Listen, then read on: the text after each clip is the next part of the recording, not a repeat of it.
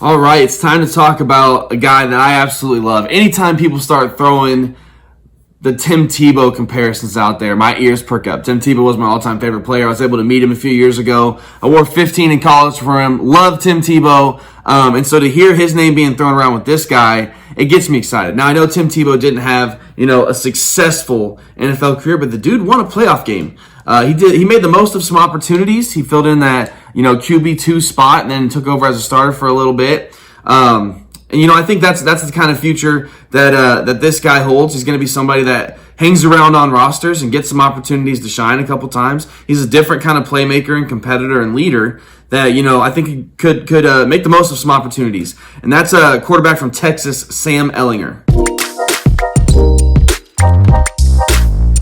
And again, although I love Tim Tebow, I'm not sure that comparison is as fair. Sam Ehlinger was a much better passer and probably will be in the NFL as well. But, the competitive fighter, leader that Tebow was, Sam Ehlinger definitely has all of those traits as well. In a recent interview, he said he's talked to all 32 teams, and all 32 teams have commended him on his leadership and his competitiveness. And they have no doubt that those are going to be traits that they value in whoever they select in the NFL draft. A lot of people have Ehlinger outside of their top 10 quarterbacks, and I get it. But the fact is, and this is a stat that I heard on the Colin Cowherd show recently that I can't get out of my head, and it's the fact that 9,500 rushing yards came from quarterbacks in the 2020 season. The game is changing. A mobile quarterback, a running quarterback is becoming a desirable trait. And, look no further than Sam Ehlinger.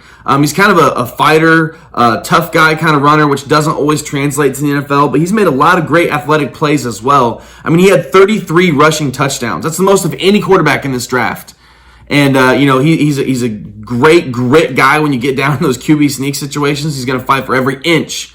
I don't project Sam Ehlinger to being a starter in the NFL, but I think he could be a very valuable asset on a lot of NFL rosters. When I look at the pros, there's a long list. He extends plays well. He's very decisive. Some NFL coaches have, said, what you got to work on is your accuracy, your timing, and your anticipation.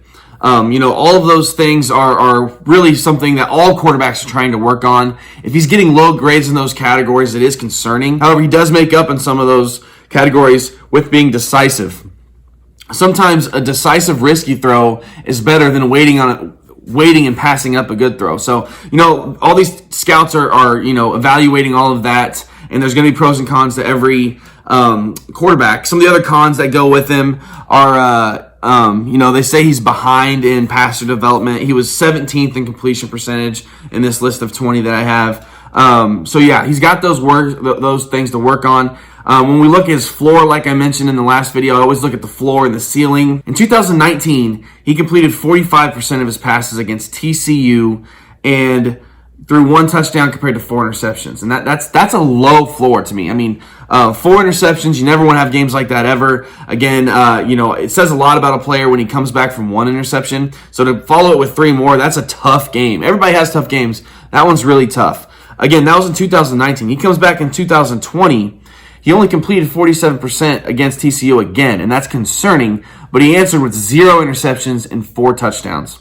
So it's good to see a progression like that when you're playing against a team. I know anytime I had a bad game against a team, when I play them the next year, I'm leaving a different taste in their mouth. That was just a mindset that I had. As a competitor, Sam Ehlinger surely has that same mindset. So, that 2019 game, pretty low floor. When we look at what he did in 2020, 47% is low. Again, he's only 17th on this list of 20 completion percentage, but 4 passing touchdowns. He had some running touchdowns sprinkled in there as well. That's a much better picture of where he is at now and the progress he made from 2019, 2020. When we look at his ceilings, though, he completed 66% of his passes with 4 touchdowns and 0 interceptions against reigning champs LSU. I know they weren't as strong as they were in 2020 as they were in 2019, but that's a pretty great game. Also, when you look at his career, if you're looking at passing and rushing touchdowns, he had 14 games where he had 4+ touchdowns. 14 games where he either ran or threw for 4+ touchdowns. That's amazing. That's an amazing stat. The dude put the ball in the end zone, whether it be through his legs or his arm. Is that going to be as potent in the NFL? No. It's not. But the fact that he has a knack for getting the ball in the end zone and he's a competitor, that's going to be an asset for NFL scouts to look at. When I look at these other stats, he's 6th in touchdown to interception ratio. He's 8th in ESPN passer rating. An interesting stat for him is he's 4-0 in bowl games. Like, the guy comes up clutch when he's needed. That's something you can't teach. That's something that Justin Herbert did great with. He didn't necessarily get all the wins in those clutch games, but most of the clutch games in his career, he played really well. I think that the Tim Tebow comparisons, again, in this aspect are true of when it came to crunch time, Tebow did well, Sam Ehlinger's done well. Here's some stuff that blows my mind, right? So he started for 43 games. He started as a true freshman. He started 43 games at Texas. He only had 6 games where he had multiple interceptions. Only 6. Now, that game against TCU where he threw 4, that's tough. But again, when you look at the broader picture, 43 starts, only 6 of those games did he have multiple interceptions. Again, the interceptions happen. It's what you do after that interception that matters. And for, 37 of those games, he answered fantastically. That leadership piece, it's something that a lot of people hold valuable for any quarterback in any situation. You always want your starter to be the leader of your whole team, right? No matter what level you are. NFL, college, high school, you want your starting quarterback to be one of the leaders of your team. I think that Sam Ehlinger went above and beyond at Texas. I think his leadership skills are something that are noticed by literally every single scout in every position, even as they're evaluating talent in this draft class. Sam Ehlinger's a guy that, like I said, I would love to see him get on a roster and, just be that, player that you have to do some crazy stuff. He can throw, he can run, he can do some Wildcat stuff. Although the Wildcat is kind of dying, RPOs are on the rise. And to have somebody that can come in there and get your QB sneaks as well as run some stuff from under center in that RPO realm, I think he has some value there. But the leadership piece is, I think, his biggest asset. You put him on a practice squad, he could literally make your practice squad guys better. Although he may never see the field, he may never dress for an NFL organization, to be honest with you guys. I think he has value on a practice squad just from keeping everything organized and leading that group well. I'm excited to see what the future has for Sam Ehlinger. Again, I like him. I wouldn't necessarily say he's worth my money in any given spot. Down the road, if an opportunity produces and he earns that spot, I'll be happy to invest in Sam Ehlinger.